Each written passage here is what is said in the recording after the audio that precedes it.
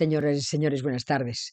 Hoy sí que les voy a hablar de Pablo en Atenas y Pablo en el Areópago, o sea, el discurso que dio Pablo en el Areópago delante de todos estos paganos.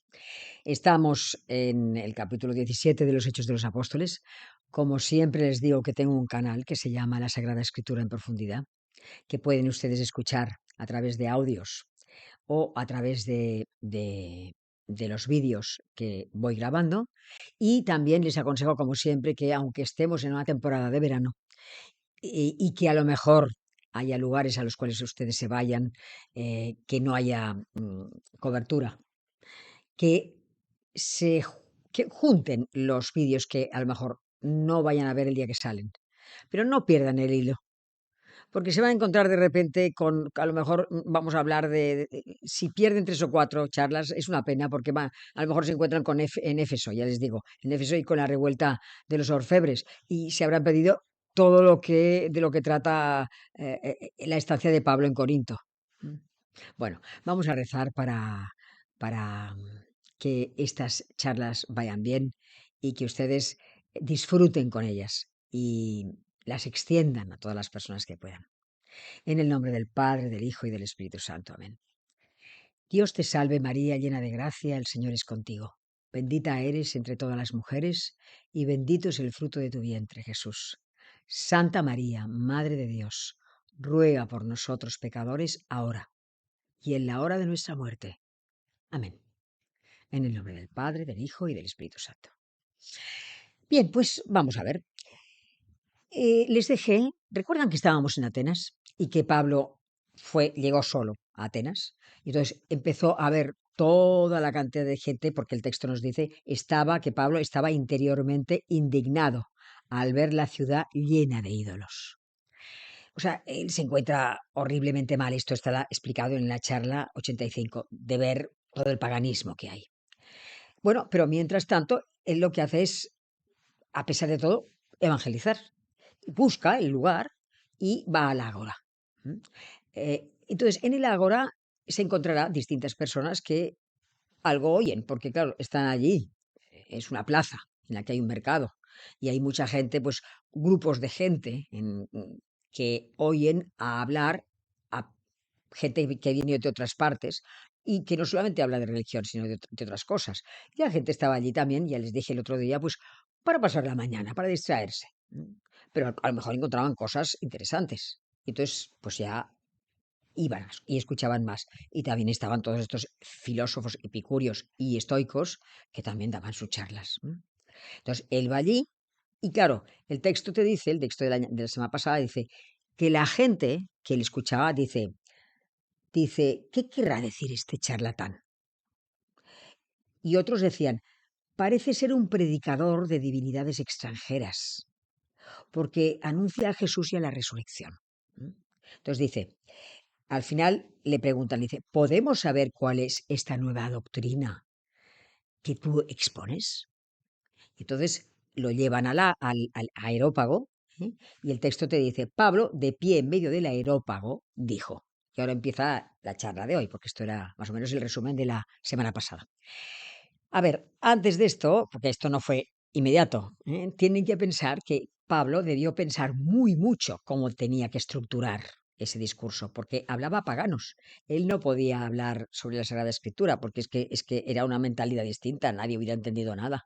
Entonces, claro, apoyado en sus conocimientos sobre literatura griega y sobre pensamiento, el pensamiento griego, piensen que era una persona que hablaba griego, que era, que era ciudadano romano, que entendía muy bien a los filósofos epicúreos y estoicos, sabía de qué era, de qué iba, o sea, estaba a su altura, y era un maestro. De manera que pensó a ver cómo tenía que, con todo lo que conocía, cómo podía él presentarse delante de ellos, ¿no? Entonces, leo el texto que toca. Dice Pablo, de pie en medio del aerópago, dijo, Atenienses, veo que vosotros sois, por todos los conceptos, los más respetuosos de la divinidad. Pues al pasar y contemplar vuestros monumentos sagrados, he encontrado también un altar en el que estaba grabada la inscripción: al Dios desconocido. Pues bien, lo que adoráis sin conocer, eso os vengo yo a anunciar. O sea, lo que hace es primeramente alabar, para como introducción, ¿no? Alabar la religiosidad de los atenienses. Pero también hay que, bueno, él nos dice que él ha visto que había un altar que ponía al Dios desconocido. Aquí nosotros tenemos que saber que resulta que o sea, en Corinto la gente, perdón, en Atenas la gente eh, tenía sus dioses propios, pero también habían hecho construir altares en los que, digamos, no ponían nombre a la diosa o dios al cual se podía quizá adorar, porque tenían miedo de irritar a los dioses que ellos no adoraban. De manera que, como había tantísimo trasiego de gente, si a lo mejor alguno venía de otra parte del mundo y se encontraba con que esas personas no adoraban a los dioses que él adoraba, pues pudiese ir a ese altar y adorar al dios ahí. Pero el miedo tenía mucho miedo de otros dioses que no conocieran y que a lo mejor se vengaban por no haber preparado un altar. Eso hay que saberlo, lo tenemos que saber nosotros. Y por eso se encuentra Pablo este altar que pone al Dios desconocido. Entonces, todo este discurso, que casi es desde el capítulo 17, está resumido, porque debió ser muchísimo más largo. Yo lo he resumido un poco más para clarificarlo, para que tal vez les sea más fácil a ustedes entender todo lo que dijo Pablo. Y lo voy a leer. Dice, en resumen, lo que dice es: Dios creador de todas las cosas y de los hombres puede y debe ser conocido por estos. Pero de hecho los hombres no lo han conocido, adorando en cambio estatuas de oro, plata y piedra. Son los tiempos de la ignorancia. Dios, sin embargo, no se ha desentendido del mundo, sino que fingiendo entre comillas, fingiendo no ver esos tiempos de la ignorancia, para no tener que castigar, manda a todos los hombres a que se arrepientan, enviando al mundo a Jesucristo, a quien Dios ha constituido juez universal y cuya misión ha quedado garantizada por su resurrección de entre los muertos. Esto es el resumen de lo que dice. Claro, porque es que hay un momento dado en que además dice él, pues en él vivimos, nos movemos y existimos, como han dicho algunos de vosotros. Claro, él lo que quería era estructurar el discurso a la idea, según la idea que tenían los griegos. Claro, esta frase, en él vivimos, nos movemos y existimos, está prácticamente sacada, casi igual, de digamos, de lo que hace es citar a Epiménides de Creta, que es del siglo VI antes de Cristo. Claro, entonces él piensa, con todo esto, no es que los vaya a impresionar, pero bueno, entenderán un poco mejor lo que les estoy explicando. Miren lo que pasó. Seguimos leyendo, versículo 32, capítulo 17, versículo 32. Dice, al oír la resurrección de los muertos, unos se burlaron y otros dijeron, sobre esto ya te oiremos otra vez. De este modo Pablo se marchó de entre ellos. O sea, no le dejaron ni acabar. O sea, debieron pensar lo que les dije el otro día, que la resurrección y Jesús eran dos divinidades y esto no les interesaba nada. Y no lo entendieron. O sea que aquí la cosa está en que no hubo ni siquiera oposición. Tampoco hubo ataque.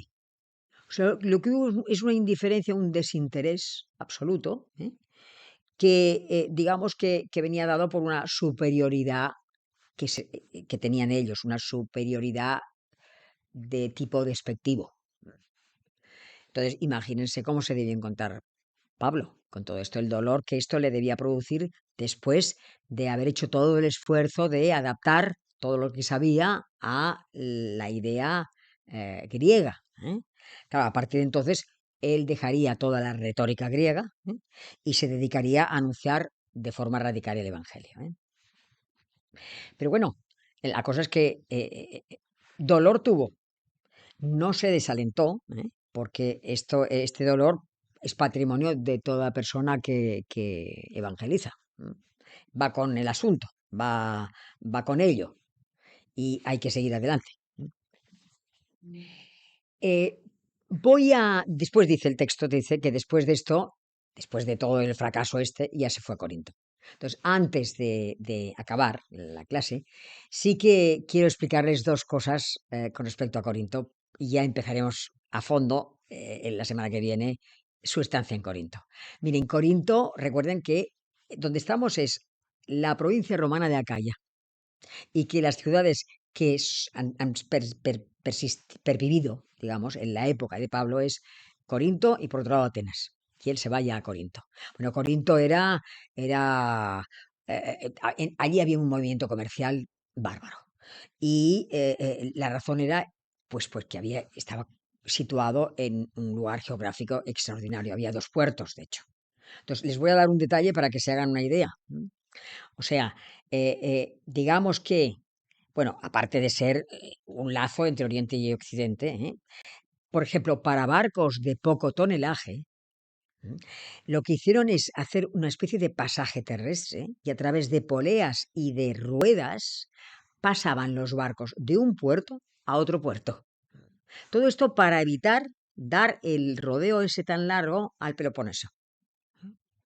Esto que les digo, lo intentó Nerón. O sea, Nerón intentó cortar el istmo y unir, digamos, los dos mares a través de un canal.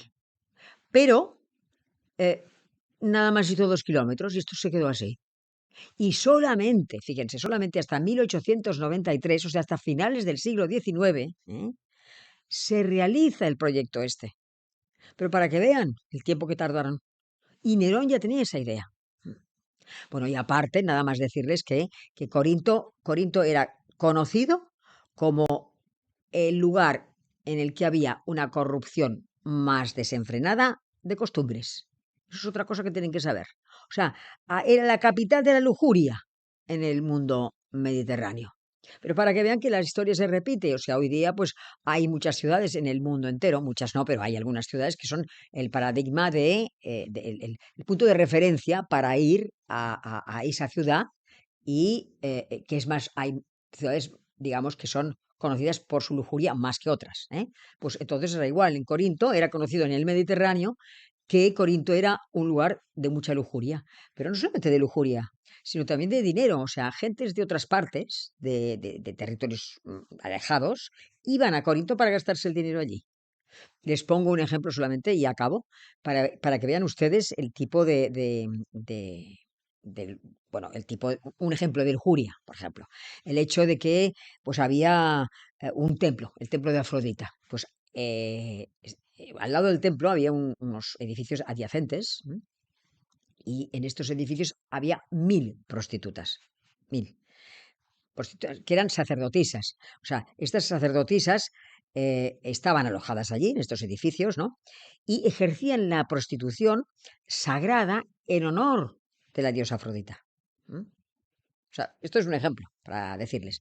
Bueno, pues acabamos aquí.